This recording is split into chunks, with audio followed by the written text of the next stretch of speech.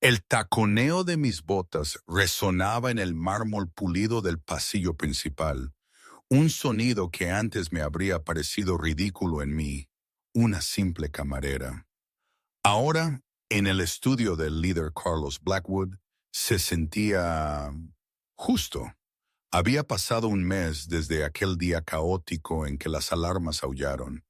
La mansión se convirtió en un campo de batalla y por un instante pensé que todo acabaría. Aquí estaba yo, no como una empleada sumisa, ni como una invitada asustadiza, sino sentada en la silla de cuero frente a su enorme escritorio de obsidiana, con una carpeta negra entre nosotros como un arma silenciosa.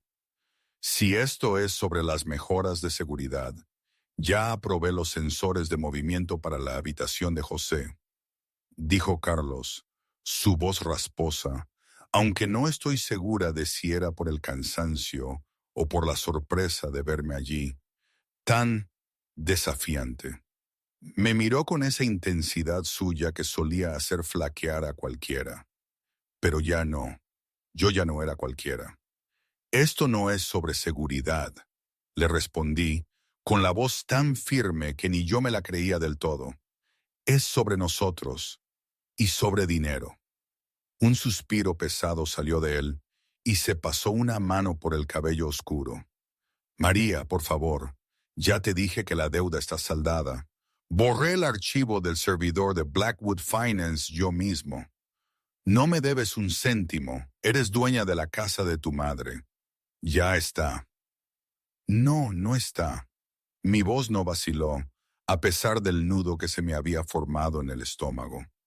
Abrí la carpeta. Dentro había hojas de cálculo, borradores legales, una declaración de principios.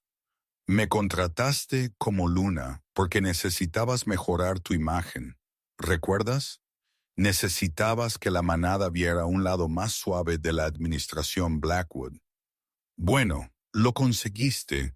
Mis índices de aprobación son más altos que los tuyos, por increíble que parezca. La manada confía en mí porque soy una de ellos. Sé lo que es tener que elegir entre el alquiler y las medicinas. Sí, yo sabía lo que era. La primera vez que puse un pie en esta fortaleza, como la llamábamos, las olas de la costa de Cantabria golpeaban los acantilados con la misma furia con la que la lluvia azotaba mi ventana en Bilbao. El sobre, de un oro hilado que se sentía pesado como una lápida, había llegado a mi diminuta cocina. El escudo de la manada Blackwood, un lobo plateado enredado en zarzas, brillaba bajo la luz parpadeante del fluorescente. Tienes que ir, María, me había dicho mi casero, el señor Fernández, desde el umbral. Se veía compasivo, pero los negocios eran los negocios. Las deudas médicas de mi madre, los cobradores de la manada estaban impacientes. Si asistía a la gala, el líder pagaba un estipendio solo por presentarme. Cubriría 3 meses de alquiler. Tiré el sobre la mesa laminada y arañada. Es un matadero, Fernández, le dije con el corazón encogido.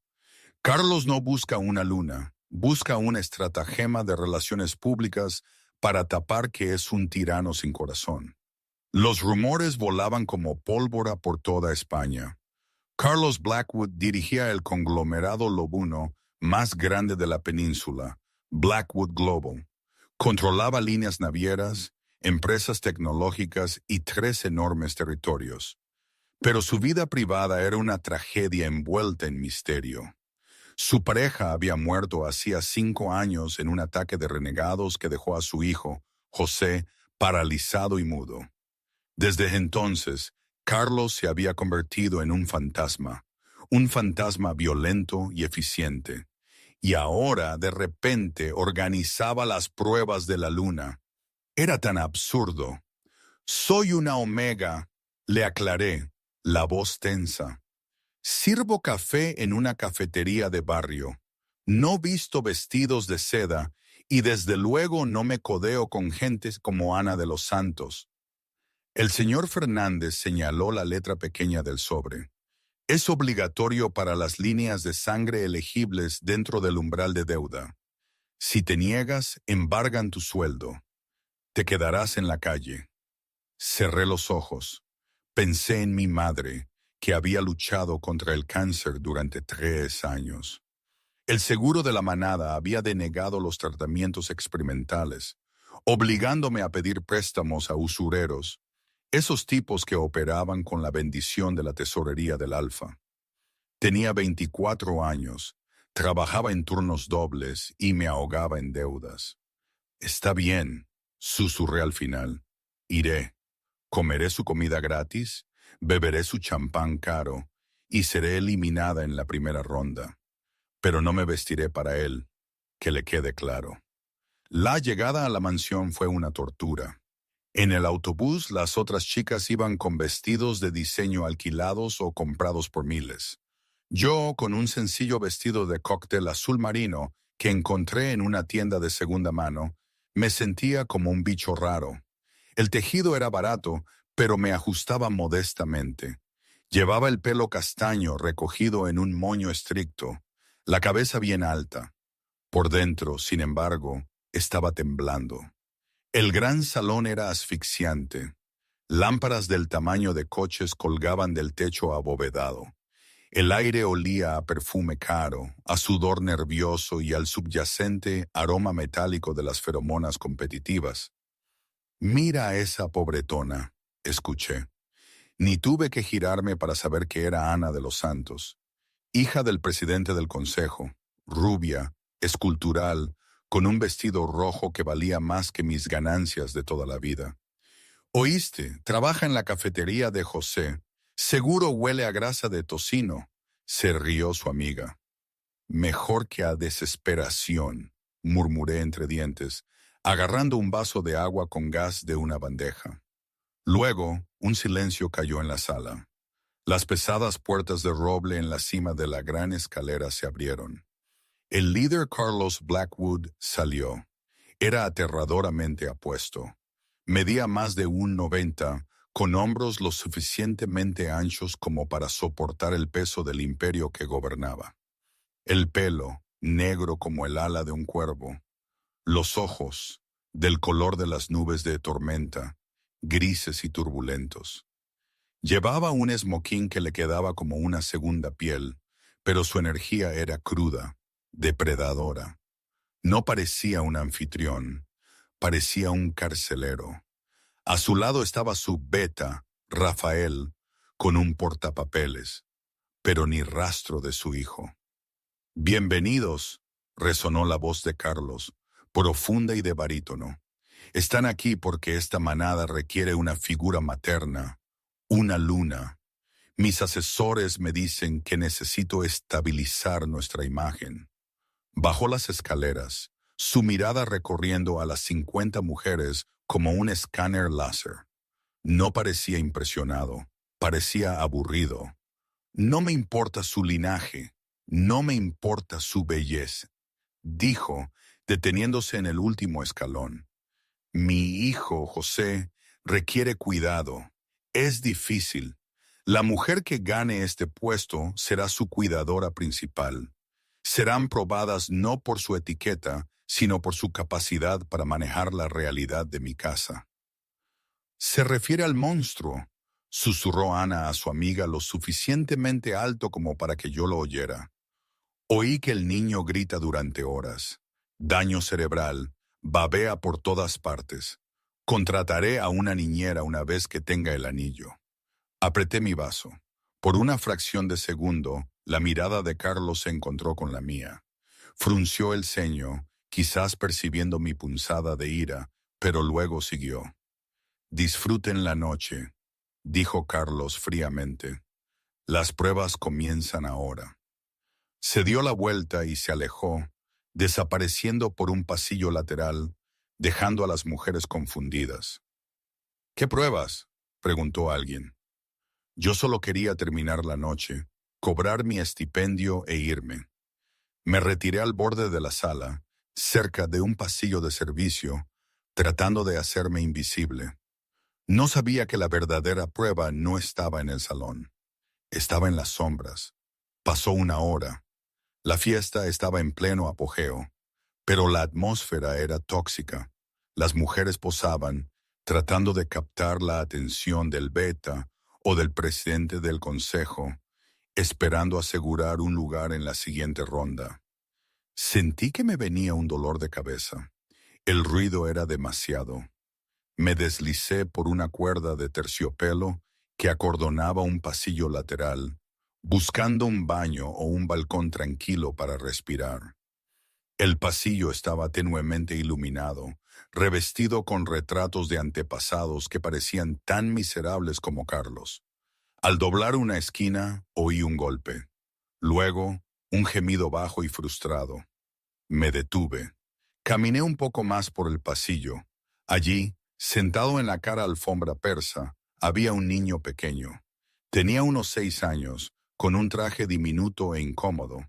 Estaba en una silla de ruedas motorizada, pero se había caído hacia adelante, y un plato de comida yacía destrozado en el suelo. La salsa de espagueti salpicaba su camisa blanca y la alfombra. El niño temblaba, sus manos curvadas hacia adentro contra su pecho, un signo de parálisis cerebral. Lo reconocí al instante. Mi primo tenía una condición similar. El niño intentaba alcanzar una tableta caída, pero sus músculos no cooperaban. Se me partió el corazón. Este debía ser José, pero lo que me hizo hervir la sangre fue lo que vi a continuación. 2 mujeres, candidatas del salón, caminaban por el pasillo. Eran Ana y su secuaz. Se detuvieron mirando al niño. «Ay, Dios mío, mira qué desorden», dijo la secuaz arrugando la nariz. «¿Eres tú, el niño?», preguntó Ana, retrocediendo para evitar el desastre. Niño, apártate del camino. Estamos buscando el estudio del Alfa». José levantó la vista. Sus ojos estaban muy abiertos por el pánico. Abrió la boca, pero solo salió un sonido gutural. Lloraba en silencio. «Asco», dijo Ana con desprecio. Usó la punta de su tacón rojo para empujar la tableta más lejos del alcance del niño. «No me toques». Rieron y pasaron por encima de sus piernas, continuando por el pasillo. Vi rojo. No me importaba la jerarquía, no me importaba el alfa. Me abalancé, dejándome caer de rodillas junto al niño. Está bien», le arrullé suavemente, mi voz perdiendo toda la dureza que usaba con el mundo. «Te tengo». José se encogió, esperando un regaño. «No te voy a hacer daño», le prometí. Saqué una servilleta de mi bolso. Había robado unas cuantas para después, y limpié suavemente la salsa de su cara. Fue un derrame feo, ¿verdad? Sucede. La gravedad es una matona. José me miró. Tenía los ojos grises tormentosos de su padre, pero eran inocentes, aterrorizados. Agajé la tablet y la limpié con mi propio vestido, arruinando la tela barata. Pero no me importaba. Revisé la pantalla. Era una aplicación de comunicación. «Aquí tienes, cariño», dije, colocándola en sus manos y ajustando sus dedos para que pudiera agarrarla. «¿Estás herido?», José negó con la cabeza lentamente. «¿Dónde está tu enfermera?». Busqué a mi alrededor, enfadada. «¿Quién te dejó solo aquí?». Justo en ese momento, pasos pesados resonaron en el suelo de mármol. «¡Aléjate de él!». Levanté la vista para ver a Carlos caminando hacia nosotros, con el rostro de tormenta. Detrás de él iban 3 guardias y Ana, que claramente había regresado para chismear. «La encontré acosándolo, Alfa», mintió Ana suavemente, agarrándose las perlas. Volcó su comida. Intenté detenerla. Carlos se detuvo, su imponente figura proyectando una sombra sobre José y yo. Miró el plato roto, la salsa en mi vestido y la cara empapada en lágrimas de su hijo. «¿Es esto cierto?», le gruñó a María.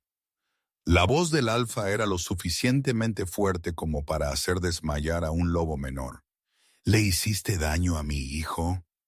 Me puse de pie. Temblaba, no de miedo sino de rabia. Yo medía 1,65 frente a su 1,95, pero me puse directamente frente a su cara. ¿Eres idiota o simplemente ciego?, espeté. Todo el pasillo se quedó en silencio. Los guardias jadearon. Nadie le hablaba así al líder de la manada. ¿Perdona? La voz de Carlos bajó a un susurro peligroso. ¿Me oíste?, dije, señalándole con un dedo tembloroso. Invitas a 50 extraños a tu casa, gente que sabes que son trepadores sociales sin escrúpulos, y dejas a un niño discapacitado solo en un pasillo. ¿Para qué? ¿Un cebo? ¿Una prueba? Los ojos de Carlos se abrieron ligeramente. Vi lo que pasó. Continué, mi voz elevándose. Esa mujer. Señalé a Ana. Pasó por encima de él como si fuera basura.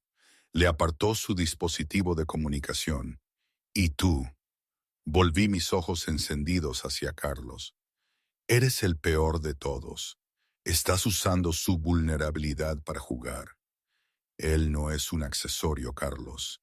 Es un niño pequeño que está asustado y cubierto de salsa porque su padre se preocupa más por las pruebas que por su dignidad. Ana palideció. Está mintiendo. Silencio, ordenó Carlos, sin apartar los ojos de mí. Me incliné y apreté suavemente el hombro de José. Me voy. Quédate con tu estipendio. No quiero tu dinero. Y desde luego, no quiero ser la luna de un hombre que trata a su hijo como a una rata de laboratorio. Me di la vuelta para marcharme, con mi vestido barato manchado, la cabeza alta. Espera, dijo Carlos. Me detuve, pero no me volví. Carlos miró a su hijo. José ya no lloraba. Miraba mi espalda mientras me alejaba, y por primera vez en meses estaba extendiendo la mano. Su pequeña mano estaba extendida hacia mí. Carlos lo vio. Sintió un puñetazo en el estómago. De hecho, había preparado el escenario del pasillo como una prueba. Había estado observando a través de cámaras ocultas, aunque llegó demasiado tarde para ver el inicio de la interacción. Había visto a Ana pasar por encima de él. Me había visto limpiarlo, pero nunca esperó ser regañado. No te has librado, señorita María, dijo Carlos. Me di la vuelta, con el ceño fruncido. No soy uno de tus soldados, soy una ciudadana libre y me voy a casa. Tienes una deuda, dijo Carlos, su voz cambiando de la ira a algo calculador.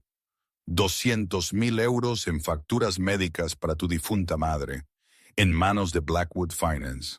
Me quedé fría. ¿Cómo sabes eso? Lo sé todo sobre todos en esta sala, dijo Carlos. Dio un paso más cerca, invadiendo mi espacio personal.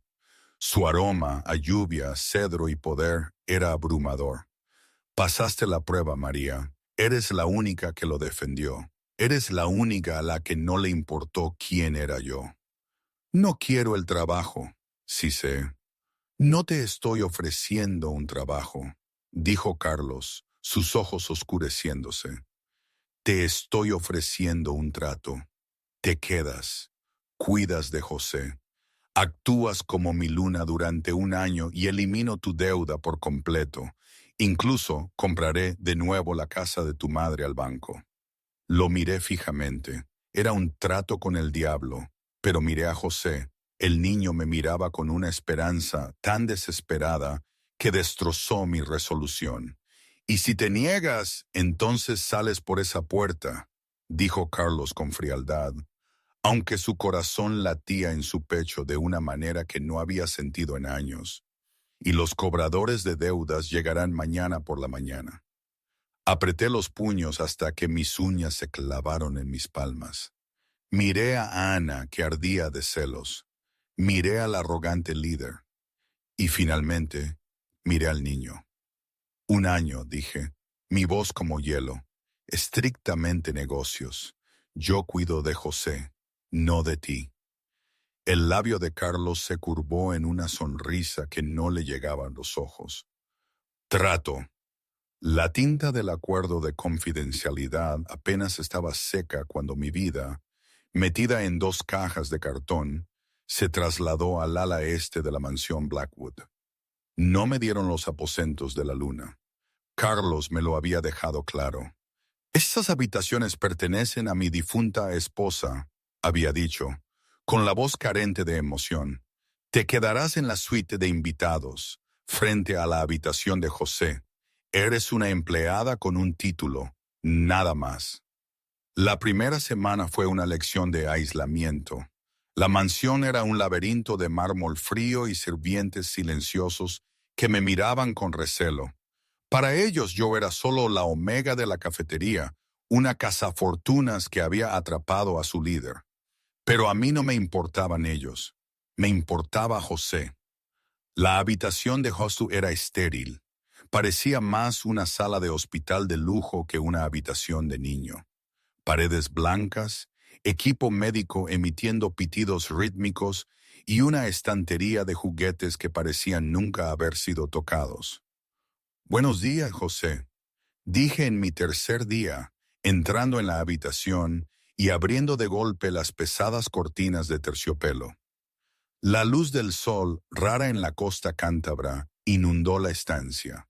José, sentado en su silla junto a la ventana, entrecerró los ojos y se cubrió la cara. Una enfermera, una mujer severa llamada Sra. García, jadeó. «Señorita María, el alfa prefiere las cortinas corridas. José es sensible a la luz». «Es un niño, no un vampiro, Sra. García», dije con firmeza. «Y está deprimido. La luz del sol ayuda a los niveles de serotonina. A menos que tenga un título médico que diga lo contrario, las cortinas se quedan abiertas». La señora García resopló, agarrando su portapapeles, pero no discutió. Salió de la habitación, murmurando algo sobre informar al líder Carlos. Me arrodillé junto a José, lista para el desayuno. Oí que el chef hizo avena, que es aburrida, así que colé unas chispas de chocolate. Los ojos de José se iluminaron. Una pequeña sonrisa torcida apareció en su cara. Era la primera vez que le veía sonreír, pero la paz no duró.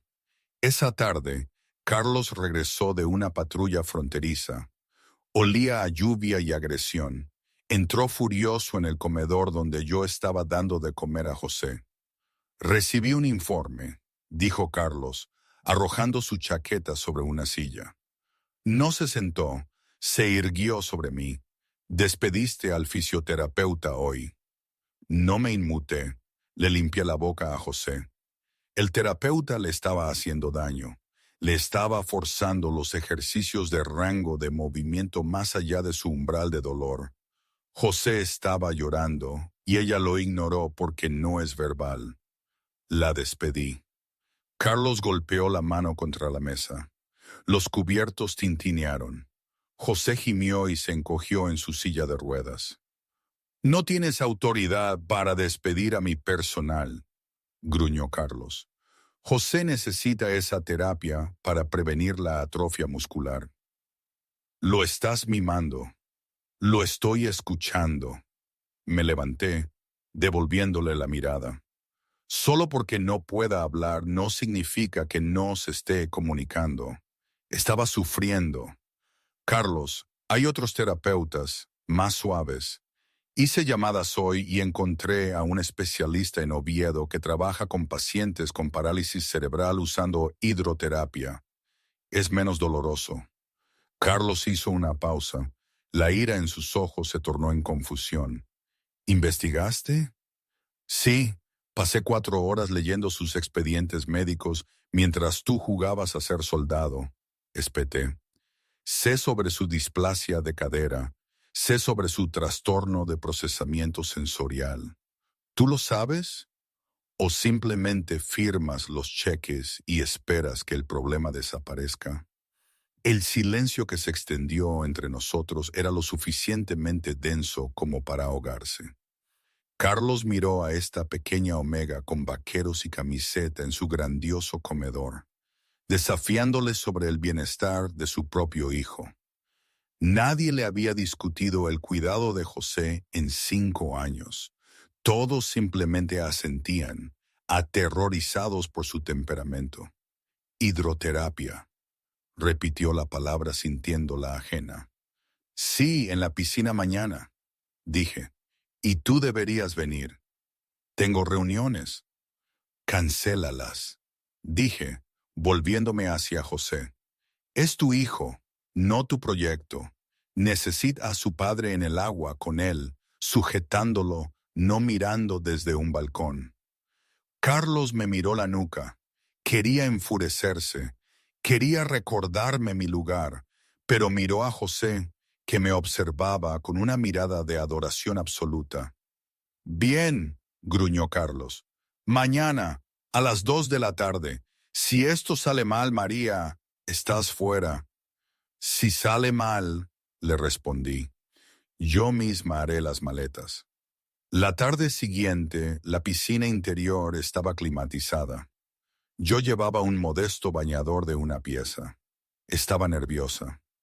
Carlos apareció con un bañador, revelando un cuerpo marcado por cicatrices y esculpido por años de guerra. Una enorme marca de garra le recorría el pecho, un recordatorio del ataque de renegados que se llevó a su esposa. Meter a José en el agua fue un proceso, pero una vez que flotó, la magia ocurrió. El agua sostenía su peso. Sus piernas, usualmente rígidas y dolorosas, se relajaron.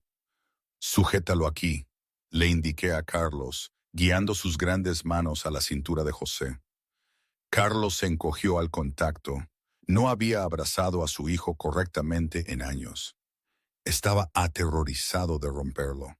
Relájate, susurré, acercándome a él. Puedes sentir tu tensión. Solo respira, Carlos. Carlos miró hacia abajo. José chapoteaba con las manos, riendo. Un sonido húmedo y gorjeante de pura alegría. El agua salpicó la cara de Carlos. Por un momento, el líder de la manada olvidó su pena. Olvidó la política. Solo vio a su hijo. Me miró. Mi pelo mojado estaba pegado a mi cara. Mis ojos brillaban con triunfo. Estaba hermosa. No de la manera pulida y falsa de la alta sociedad, sino de una forma cruda y real. Le gusta, murmuró Carlos. Le encanta, corregí.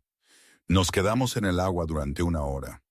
Por primera vez, la jaula dorada se sintió un poco menos como una prisión y un poco más como un hogar.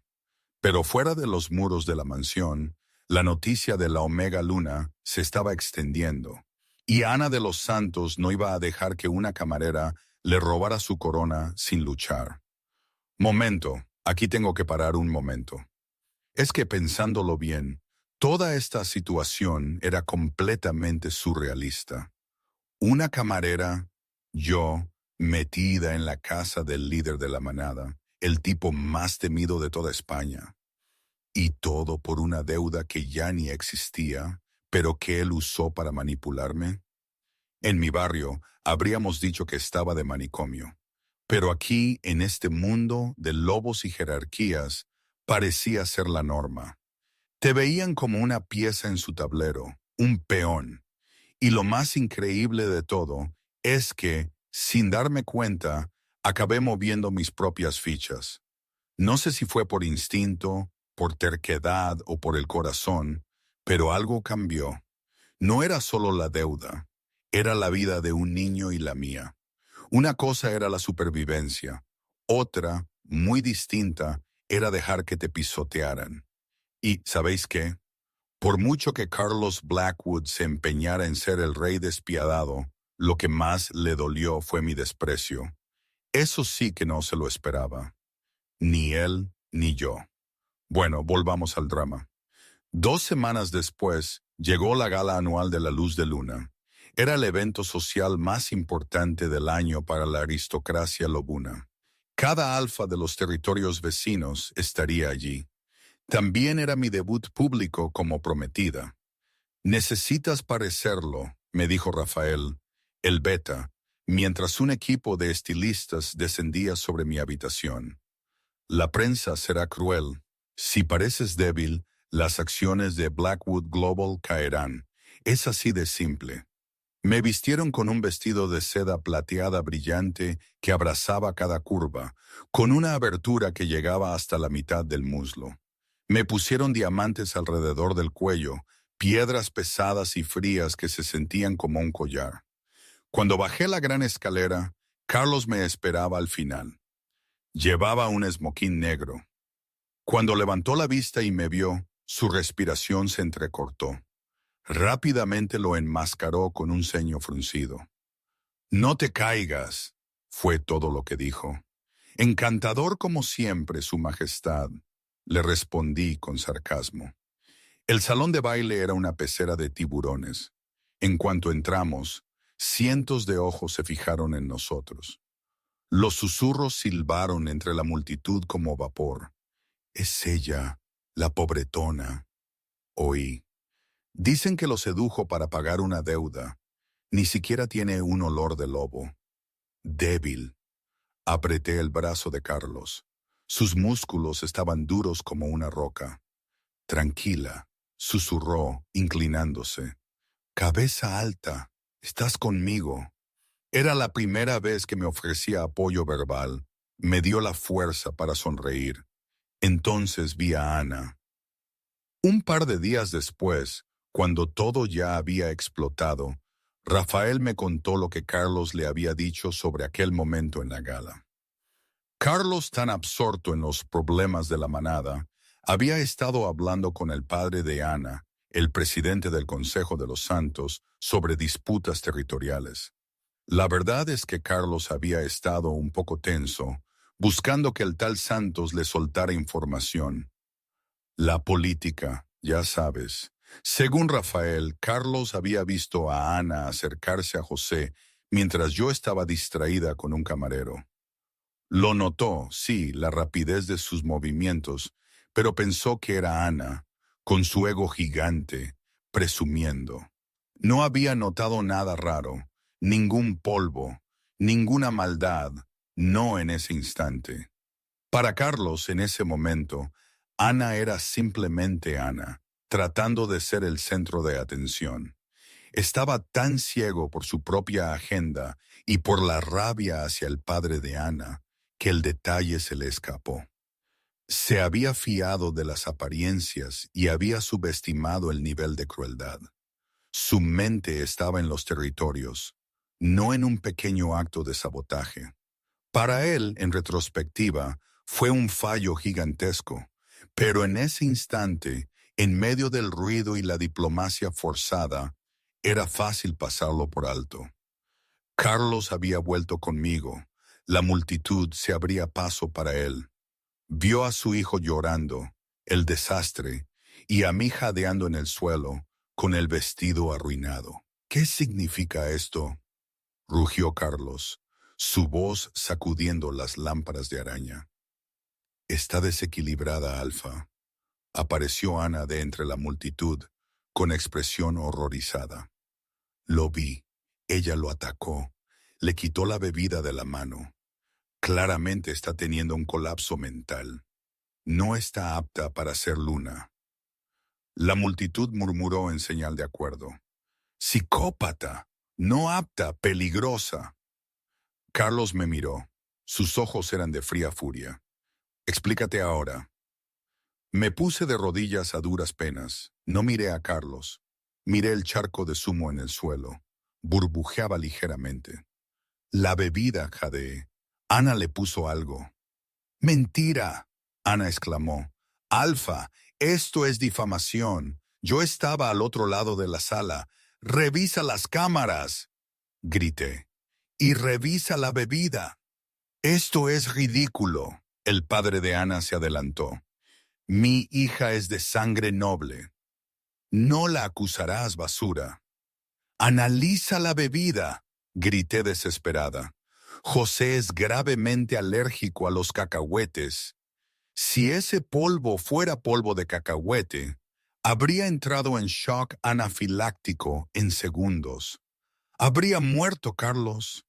Carlos se quedó inmóvil. Polvo de cacahuete. Era una herramienta común de los asesinos para objetivos con alergias, porque se disolvía rápidamente y parecía azúcar. «Rafael», dijo Carlos, su voz mortalmente silenciosa. «Trae el kit de prueba. ¡Ahora!». «Carlos, no puedes hablar en serio». Ana se rió nerviosamente. «Me vas a humillar porque tu ayuda es paranoica». Rafael regresó corriendo con un escáner de toxinas portátil, uno que se usaba para la comida del alfa. Sumergió el sensor en el charco del suelo. La sala contuvo la respiración. Bip, bip, bip. Una luz roja parpadeó.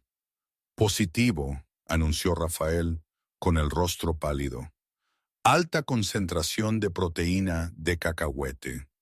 Dosis letal para un niño del peso de José». El silencio en el salón de baile fue absoluto. El rostro de Ana se puso blanco. Dio un paso atrás. «Alguien más debe haber». Carlos se giró lentamente para enfrentarse a Ana. La temperatura de la sala pareció descender 10 grados. Su lobo estaba aflorando, sus ojos brillando con un dorado luminoso y depredador. «Intentaste matar a mi hijo», susurró Carlos. Sonó más aterrador que si hubiera gritado. «No, yo solo quería que ella quedara mal. No se suponía que lo mataría, solo que se enfermara». Soltó Ana dándose cuenta demasiado tarde de lo que había admitido. «¡Guardias!», ladró Carlos. «Llévensela a las celdas y a su padre para interrogarlo». Mientras los guardias arrastraban a una Ana que gritaba, Carlos se volvió hacia mí. Yo seguía en el suelo, con las rodillas magulladas, el vestido manchado de zumo morado. Temblaba, con la adrenalina desplomándose. Carlos se arrodilló. No le importaba el zumo. No le importaba la multitud. Me tomó la cara entre sus manos. «Lo salvaste», dijo, su voz llena de una reverencia que nunca antes había oído. «Te lo dije», susurré, las lágrimas finalmente cayendo. «Lo cuido. Ustedes solo observan la política». Carlos me levantó en brazos, al estilo nupcial. Se puso de pie, sosteniéndome contra su pecho. Miró a la multitud de élites aturdidas. «La gala ha terminado», anunció Carlos. «Todos fuera». Me llevó por la gran escalera, dejando atrás el mundo de susurros. Por primera vez no vio una deuda que pagar, vio una compañera. Pero mientras me cargaba, sentí un dolor agudo en el costado. Miré hacia abajo. Al lanzarme para salvar a José, me había golpeado con el borde metálico de la silla de ruedas. Mi costado sangraba, tiñendo el vestido plateado de carmesí. «¡Carlos!», susurré. Mi visión se volvía borrosa. Él miró hacia abajo y vio la sangre. Sus ojos se abrieron de pánico. «¡Médico!», el líder de la manada gritó, corriendo por el pasillo. «¡Consigan un médico!». El constante pitido del monitor cardíaco fue lo primero que oí. Abrí los ojos. Las duras luces blancas del ala médica Blackwood me hicieron entrecerrar los ojos. Intenté sentarme, pero un dolor agudo y punzante en el costado me obligó a soltar un gemido. «¡No te muevas!», ordenó una voz profunda. No estaba enfadada, estaba ronca, agotada. Giré la cabeza. Carlos estaba sentado en una silla de plástico junto a mi cama. Se veía fatal. Su camisa de smoking estaba desabrochada por el cuello. Su mandíbula estaba cubierta de una barba incipiente y sus ojos estaban inyectados en sangre. Parecía un hombre que no había dormido en 3 días. «José», apenas pude pronunciar, con la garganta seca. «Está bien», dijo Carlos, inclinándose para servirme un vaso de agua con una mano temblorosa. «Está dormido en la habitación de al lado. Se negó a volver a la guardería. Quería estar cerca de ti». Tomé el agua, sorbiendo lentamente. Los recuerdos de la gala volvieron. El zumo, la zambullida, el metal golpeando mis costillas. 3 costillas rotas y el vaso lacerado. Carlos recitó el informe médico como si fuera una lista de sus propios fracasos. Necesitaste una cirugía de emergencia. Perdiste mucha sangre. Estoy viva, susurré. Y José está vivo. Eso es lo que importa. Carlos se levantó y caminó hacia la ventana, mirando el océano gris. Pensé que eras una cazafortunas, dijo en voz baja. Cuando vi tu expediente, la deuda, la pobreza, pensé que eras solo otra Omega desesperada buscando un sueldo. Pensé que podría comprar tu obediencia. Se giró para mirarme, su expresión cruda. Pero me equivoqué. No te lanzaste delante de esa silla de ruedas por dinero. No me desafiaste por un cheque de pago. Lo hice porque es un niño, le dije suavemente, y porque merece ser amado, Carlos, no gestionado. Carlos miró sus manos. Olvidé cómo hacerlo. Cuando mi esposa murió, cuando vi a José en esa silla de ruedas, incapaz de hablar, sentí que le había fallado. Cada vez que lo miraba, veía mi fracaso, así que me alejé. Pensé que si construía un imperio, si hacía que Blackwood Global fuera intocable, él estaría seguro. Pero estaba construyendo una fortaleza mientras el enemigo ya estaba dentro. Volvió a la cama y se sentó en el borde, con cuidado de no golpearme. Me tomó la mano. Su piel era áspera, cálida y eléctrica contra la mía. Ana habló, reveló Carlos, su voz oscureciéndose. No actuó sola. Su padre, el presidente del Consejo Santos, estaba desviando dinero de mis cuentas. Querían que José se apartara para que, cuando yo finalmente muriera, el liderazgo pasara a la línea del Consejo, no a mi hijo discapacitado. Iban a matarlo, María, lentamente, con polvo de cacahuete y negligencia. Le apreté la mano. Ya se han ido. Están en la mazmorra, esperando el juicio del consejo, corrigió Carlos. Pero eso no arregla lo que rompí. Te necesito, María. José te necesita. Tengo un contrato, le recordé, aunque mi corazón latía con fuerza. 1 año. Quema el contrato, dijo Carlos intensamente. No quiero una empleada, quiero... Vaciló, el rey despiadado luchando por las palabras. Quiero a la mujer que salvó a mi hijo. Quiero que te quedes porque quieres, no por una deuda. Antes de que pudiera responder, la puerta se abrió con un chirrido. Una pequeña silla de ruedas entró zumbando. José llevaba su pijama, agarrando un lobo de peluche. Cuando me vio despierta, su cara se iluminó. Se acercó a la cama, con lágrimas en los ojos. «¡Hola, campeón!», sonreí, ignorando el dolor en mis costillas para alcanzarlo. José me agarró la mano y me la apretó contra la mejilla. Luego miró a su padre. Hizo una serie de gestos con las manos, torpes, pero deliberados. Carlos frunció el ceño. No sé lo que dice». Yo observé las manos del niño. Había estado estudiando lenguaje de signos online por las tardes, sospechando que José podría aprenderlo si se le daba la oportunidad. No está haciendo signos, me di cuenta. Te está señalando a ti, luego a mí, luego a él. José lo hizo de nuevo. Papá, María, José. Luego juntó las manos y entrelazó los dedos. Carlos miró a su hijo, luego a mí. El hielo alrededor de su corazón, que se había estado derritiendo durante semanas, finalmente se hizo añicos. «Está bien, José», susurró Carlos, con la voz ahogada por la emoción. Juntos. La recuperación fue lenta, pero el ambiente en la mansión Blackwood había cambiado. Las cortinas estaban abiertas. La música sonaba en los pasillos. El personal, al ver cómo el alfa me trataba, Comenzó a tratarme con respeto genuino. 2 semanas después de la cirugía, yo estaba sentada en el jardín con José, leyendo un libro cuando las alarmas de seguridad comenzaron a sonar. ¡Wup, wup, wup! Código rojo. La voz de Rafael resonó por el intercomunicador. Brecha perimetral. Alfa, tenemos hostiles en la puerta norte. Mi instinto se disparó. Solté el libro.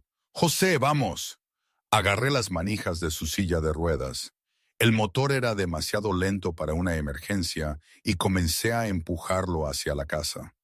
Carlos salió corriendo por la puerta trasera con una pistola en la cintura, los ojos brillando en dorado. «¡Ve a la habitación del pánico!», me gritó. «Son los leales de Santos. Los hombres restantes del expresidente están tratando de sacarlo de las celdas y están usando la casa como distracción». «Ve», le grité de vuelta. «Tengo a José».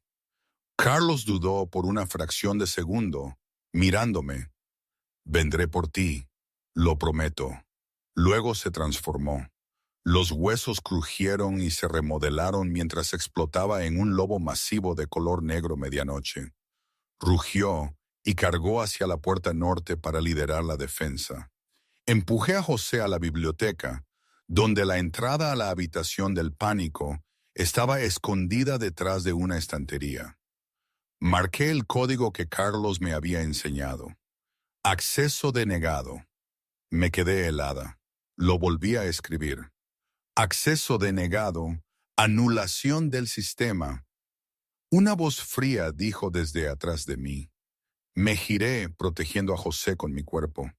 De pie en el umbral no estaba un soldado, sino el señor Torres, el jefe de seguridad de la mansión, un hombre en el que Carlos había confiado durante 10 años.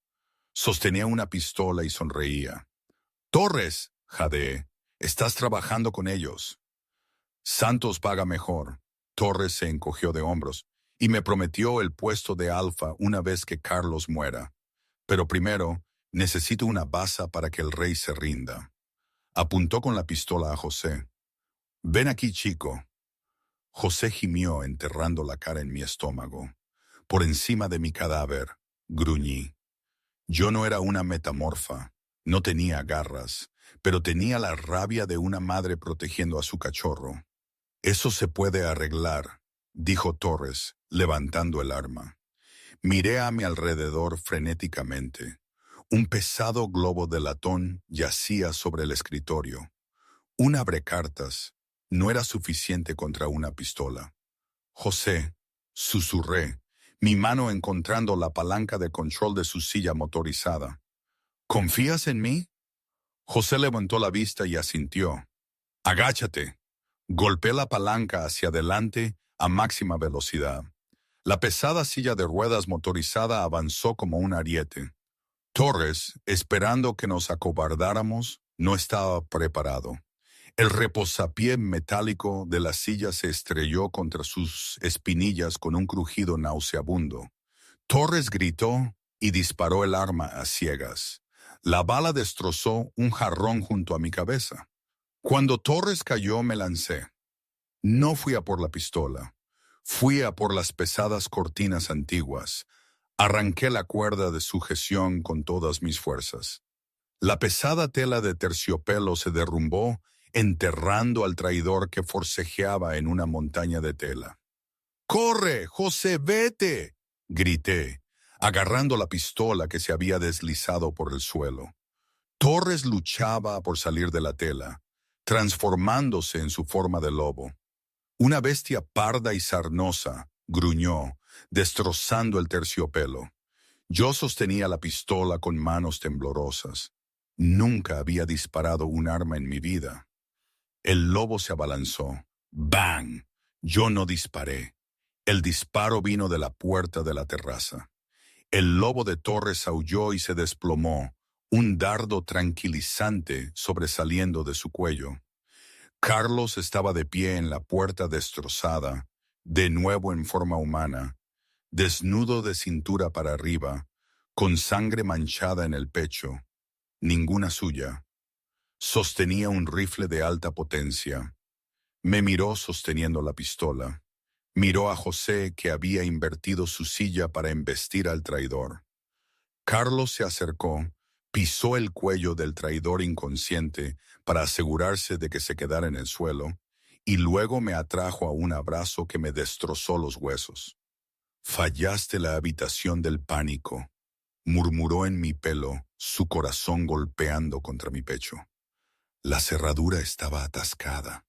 Temblé, la adrenalina desvaneciéndose. Improvisamos. Carlos miró a su hijo. ¿Lo atropellaste?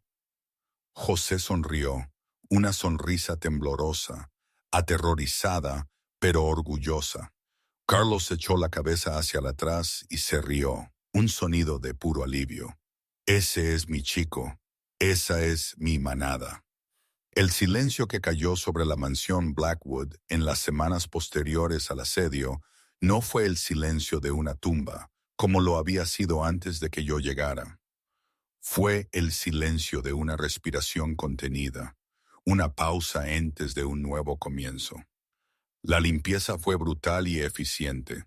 Carlos no solo despidió al equipo de seguridad, desmanteló toda la infraestructura que el traidor presidente Santos había construido. Durante 3 semanas, la mansión fue una puerta giratoria de interrogadores, contables forenses y miembros del consejo. Carlos fue despiadado. Despojó a Santos de su rango, sus bienes y su libertad. El expresidente y su hija Ana fueron exiliados a las tierras del norte. Un castigo mucho peor que la prisión para una socialite como Ana. Pasarían el resto de sus vidas luchando por sobrevivir en el permafrost, despojados de sus títulos y de su orgullo. Pero mientras Carlos libraba la guerra en la sala de juntas y en los tribunales, yo libraba una batalla diferente en el ala este. Mi recuperación fue lenta. Las costillas magulladas hacían que reír fuera doloroso, y el peso psicológico de sostener una pistola, de apretar ese gatillo para salvar a José, pesaba sobre mí. Yo no era una soldado, era una camarera, una superviviente, y ahora algo completamente distinto. Noté el cambio en el personal primero. Antes me ignoraban. Ahora, cuando caminaba por el pasillo con mi bastón, inclinaban la cabeza. El personal de cocina preparaba las comidas de José según mis especificaciones nutricionales exactas sin quejarse. Incluso el nuevo jefe de seguridad, un imponente mercenario llamado Graves, se detenía para saludarme cuando entraba en una habitación. Me había ganado mi lugar con sangre, pero aún quedaba el asunto del papel, del contrato. Estaba en el cajón de mi mesita de noche. Técnicamente, aún me quedaban 10 meses de mi mandato como falsa luna. Pero todo había cambiado. La pretensión se había ido. Las líneas entre el negocio y la supervivencia se habían difuminado hasta la extinción. Carlos había estado distante desde el ataque. Durmió en la silla junto a mi cama durante la primera semana, despertándose con cada sonido, revisando el perímetro como un animal enjaulado. Pero a medida que me curaba, se retiró. Pasaba 18 horas al día en su oficina. Yo sabía por qué. Se culpaba a sí mismo.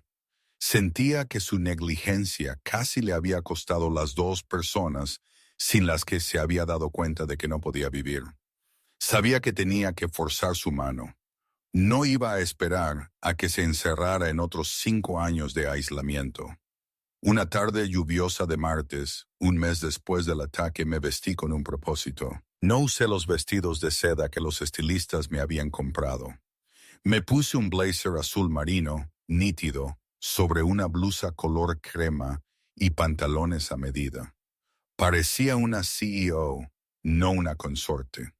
Cogí una gruesa carpeta negra que había pasado las últimas 2 semanas compilando y marché al estudio del Alfa. Graves, el nuevo guardia, se hizo a un lado al instante. Dice que está en una llamada con los líderes de las manadas europeas, dijo. Puede devolverles la llamada, le dije con calma, abriendo las pesadas puertas de roble. Carlos estaba de pie junto a la ventana, con el teléfono pegado a la oreja, mirando la tormenta. Parecía exhausto, sus hombros estaban tensos, su postura defensiva. Cuando oyó la puerta, se giró, listo para arremeter contra el intruso. Cuando me vio, la agresión se derritió al instante, reemplazada por una preocupación suave y cansada. «Tengo que irme», dijo Carlos al teléfono, colgando sin despedirse. Cruzó la habitación en 3 zancadas. «María, ¿deberías estar levantada?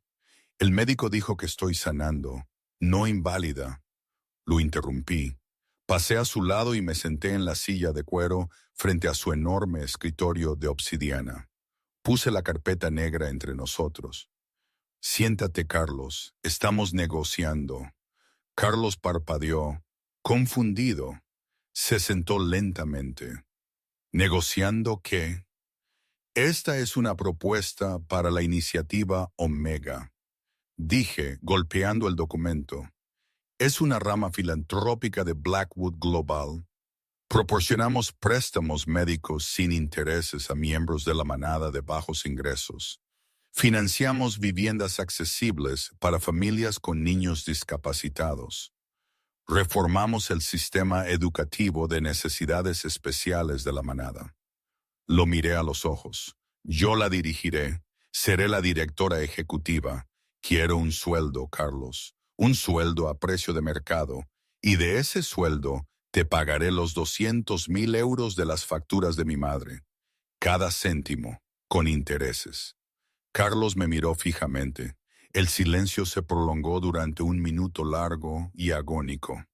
Miró a la mujer que se había lanzado delante de una silla de ruedas, que había disparado a un lobo para salvar a su hijo y que ahora estaba sentada en su oficina exigiendo el derecho a pagar una deuda que él ya había perdonado. Se dio cuenta entonces de que nunca había conocido a nadie como ella. No quería su poder, quería su propia dignidad. «¿Quieres trabajar?», preguntó Carlos suavemente. «No tienes por qué. Podrías tener lo que quisieras». «No quiero nada», dije, mi voz suavizándose un poco. «Quiero estar aquí, Carlos, pero no puedo estar aquí como tu dependiente. No puedo ser la pobre chica Omega que salvaste. Esa dinámica de poder no funcionará. Si vamos a hacer esto, si vamos a ser una familia de verdad para José, tenemos que ser iguales. Necesito saber que estoy a tu lado, no detrás de ti». Carlos se puso de pie. Caminó alrededor del escritorio. La lluvia golpeaba contra el cristal, pero dentro el aire era cálido. No miró la carpeta. Me miró a mí. «¿Iguales?», repitió, saboreando la palabra. «Sí». Carlos metió la mano en el bolsillo. Sacó una pequeña caja de terciopelo. La había estado llevando durante 3 semanas, desde la noche del asedio. Había estado aterrorizado de dársela, aterrorizado de que ella lo viera como otra cadena, otro contrato. Pero ella acababa de demostrar que ninguna cadena podía retenerla. «Acepto tu propuesta», dijo Carlos, su voz ahogada por la emoción, «con una condición». Levanté una ceja, mi corazón comenzando a latir con fuerza contra mis costillas. «Te escucho». Carlos se arrodilló sobre una rodilla. La imagen del líder de la manada, el hombre más temido de la península, arrodillado en la alfombra persa, me dejó sin aliento. «La condición es que dirijas esta fundación como Maria Blackwood», dijo Carlos. Abrió la caja. No era un diamante. Carlos sabía que odiaría un diamante. Pensaría que era un derroche. En su lugar, era un anillo de oro blanco tejido, intrincado y delicado, que recordaba las zarzas del escudo de la manada. Pero en lugar de espinas, las enredaderas sostenían un raro zafiro gris, del color exacto de los ojos de José y los de Carlos. «No quiero un contrato», susurró Carlos, tomando mi mano temblorosa. No quiero una empleada, quiero una compañera. Quiero a la mujer que me enseñó a ser padre de nuevo.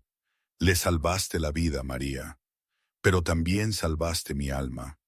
Era un fantasma en esta casa hasta que entraste y abriste las cortinas. Las lágrimas se derramaron por mis pestañas. María, cásate conmigo, suplicó, sus ojos grises buscando los míos. No por la manada, no por las cámaras. Cásate conmigo porque te quiero. Cásate conmigo porque no puedo imaginarme despertar un solo día sin discutir contigo sobre hidroterapia o planes de negocio. Me reí, un sonido húmedo y ahogado. Me deslicé de la silla, cayendo de rodillas para estar a su altura. Vas a ser un jefe terrible. Sonreí, con las lágrimas corriendo por mi cara. Te dejaré dirigir las reuniones, prometió. Sí, susurré, apoyando mi frente contra la suya. Sí, Carlos, me casaré contigo. Deslizó el anillo en mi dedo. Encajó perfectamente, y por primera vez en la historia de la manada Blackwood, el rey besó a su reina, no como una posesión, sino como su igual. Un año después, la habitación de José, que antes era una fría clínica, ahora la guardería de nuestra hija, se bañaba en la suave luz dorada del atardecer. Había sido un año de cambios masivos. La iniciativa Omega era un éxito rotundo, elogiada en toda la región por estabilizar la economía de las clases bajas. Yo estaba más ocupada que nunca, equilibrando reuniones de la junta con monitores de bebés. Carlos también había cambiado. Todavía era el alfa, aún feroz, aún protector, pero la oscuridad se había ido. Llegaba a casa a las 5. Se tomaba los fines de semana libres. Pero el cambio más importante estaba ocurriendo en ese preciso instante, en la suave alfombra del suelo de la guardería. José tenía 7 años. Se estaba haciendo más fuerte cada día gracias a la hidroterapia y a los nuevos especialistas que había contratado. Estaba sentado en un asiento adaptado para el suelo, sus ojos fijos intensamente en la cuna frente a él. Dentro de la cuna estaba Esperanza, nuestra hija de 3 meses, la de Carlos y mía. Estaba haciendo burbujas, agitando sus puños gorditos en el aire. Yo estaba sentada cerca doblando la ropa mientras Carlos estaba en el umbral. Acababa de regresar de la patrulla. Se apoyó en el marco, observando a su hijo interactuar con su hija. José extendió una mano temblorosa. Tocó el pie del bebé suavemente. Esperanza arrulló y pataleó. José respiró hondo, su cara arrugada por la concentración. Había estado trabajando con una logopeda durante 6 meses, haciendo sonidos guturales, aprendiendo a controlar los músculos de la garganta, pero nunca había formado una palabra clara. Miró al bebé, me miró a mí. José siseó, su mandíbula temblaba por el esfuerzo. Yo me quedé inmóvil. Dejé la ropa. Carlos se enderezó, conteniendo la respiración. José empujó el aire entre sus dientes. Cerró los ojos con fuerza, luchando contra su propio cuerpo, decidido a reclamar su papel como hermano mayor. Hermana. La palabra fue arrastrada, fue silenciosa, fue rota, pero estaba ahí. Hermano. Me cubrí la boca, un sollozo escapando de mi garganta. Carlos dejó caer su mochila táctica. Corrió por la habitación, cayendo de rodillas junto a su hijo. José, Carlos ahogó, sus ojos bien abiertos. ¿Dijiste eso otra vez, campeón? José abrió los ojos. Miró a su padre, radiante de un orgullo tan brillante que eclipsaba el sol. Señaló la cuna. Hermana, dijo de nuevo, esta vez más fuerte. Yo abracé a José por un lado, y Carlos lo abrazó por el otro, emparedando al niño en un abrazo feroz. El bebé, sintiendo la emoción, dejó escapar un chillido feliz. Así es, susurró Carlos en el pelo de su hijo, con lágrimas corriendo sin vergüenza por el rostro del líder. Esa es tu hermana y tú eres su hermano. Eres su protector. José me miró, abrió lentamente el puño y colocó su mano sobre la mía, tal como había hecho en aquel pasillo oscuro la noche que nos conocimos. No necesitaba hablar para decirme lo que sentía, pero de todos modos había encontrado su voz, porque yo le había dado el coraje para encontrarla.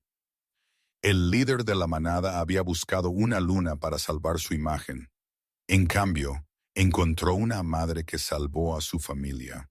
Y mientras el sol se ponía sobre la mansión Blackwood, proyectando largas sombras sobre un hogar lleno de risas y de primeras palabras torpes, todos sabían que el reinado del rey despiadado había terminado. El reinado de la familia Blackwood acababa de comenzar. Y esa es la historia de cómo una camarera Omega puso al líder de la manada de rodillas, no con la fuerza, sino con la compasión. Hoy, hoy no sé qué decir. A veces pienso que fue lo mejor que me pudo pasar. Otras veces siento que cometí un error, que la vida en el barrio, aunque dura, era más simple. Probablemente ambas cosas.